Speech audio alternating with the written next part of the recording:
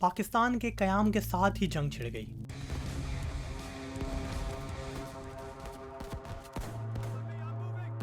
دنیا میں بہت کم ممالک ایسے ہیں جنہیں اپنے قیام کے ساتھ ہی جنگ کا سامنا کرنا پڑا ہو۔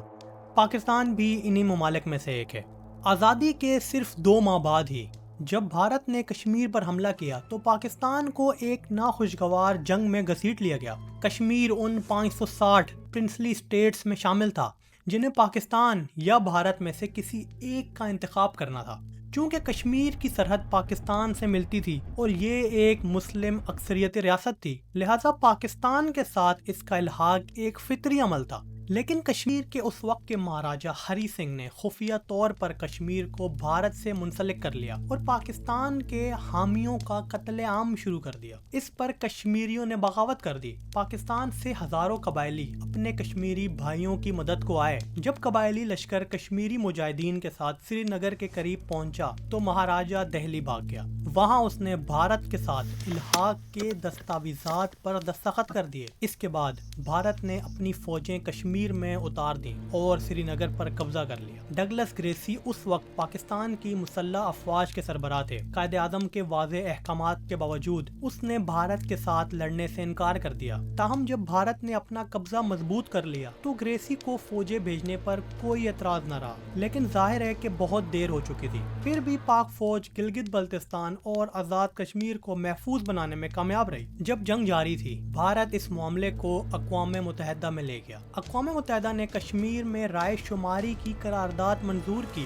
لیکن یہ قرارداد غیر منصفانہ تھی کیونکہ اس نے بھارت کو حملہ آور قرار نہیں دیا بلکہ پاکستان سے اپنی افواج کو واپس بلانے کا مطالبہ کیا۔ قائد اعظم نے اسے غیر منصفانہ قرار دیتے ہوئے اس قرارداد کو مسترد کر دیا۔ تاہم ان کی وفات کے بعد وزیر اعظم لیاقت علی خان نے اسی قرارداد کے تحت جنگ بندی کو قبول کر لیا۔ اس طرح جنگ کشمیر 1 جنوری 1949 کو ختم ہو گئی۔ 1948 میں وسائل سے محروم پاکستان جنگ میں تھا۔ دوسری جانب پاکستان کے بانی بہت بیمار تھے، لیکن بیماری نے انہیں پاکستان کی خدمت سے کبھی نہیں روکا۔ اس دور میں مسائل بہت بڑے تھے، لیکن پاکستان کے لوگ پرجوش تھے۔ معاشی بحران کے ساتھ ساتھ پاکستان 15 لاکھ مہاجرین کے بوجھ کا سامنا کر رہا تھا۔ ان مشکلات کے علاوہ ایک اہم مسئلہ یہ تھا کہ اس وقت پاکستان کا کوئی آئین نہیں تھا، لہٰذا 1935 کے برطانوی آئین میں معمولی تبدیلیوں کے بعد پاکستان میں نافذ کر دیا گیا۔ پاکستان 30 ستمبر 1947 کو اقوام متحدہ کا رکن بنا۔ ایران پہلا ملک تھا جس نے پاکستان کو تسلیم کیا۔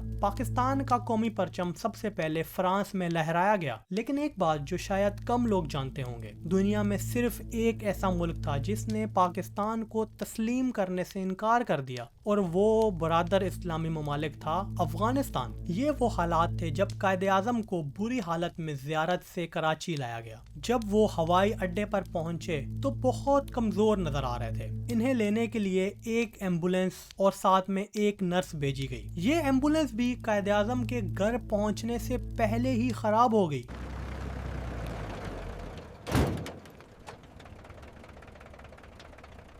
دوسری ایمبولینس کے آنے میں 1 گھنٹہ لگ گیا۔ قائد اعظم کی بہن مس فاطمہ جناح ایمبولینس میں ہاتھ سے پنکھا چلتی رہی۔ یہ آج بھی ایک راز ہے کہ ناکارہ ایمبولینس کس نے بھیجی۔ یہ بھی کہا جاتا ہے کہ لیاقت علی خان کو قائد اعظم کی آمد کی خبر تک نہیں تھی۔ دوسرا جو بہانہ پیش کیا جاتا ہے وہ یہ ہے کہ اس وقت کراچی میں صرف 2 ایمبولینسز تھیں، جن میں سے ایک قائد اعظم کے لیے بھیج دی گئی۔ شاید یہ تاریخی طور پر کمیونیکیشن میں غلطی تھی، لیکن بہت سے لوگ اب بھی یہ مانتے ہیں کہ ناکارہ ایمبولینس بھیجنا در حقیقت ایک سازش تھی۔ جب قائد اعظم گھر پہنچے تو چل بھی نہیں سکتے تھے۔ آخری لمحات میں ان کے سوائے ان کی بہن مس فاطمہ جناح اور ذاتی ڈاکٹر کے علاوہ کوئی نہیں تھا۔ وہاں موجود لوگوں کے مطابق قائد اعظم کے آخری الفاظ تھے، اللہ پاکستان۔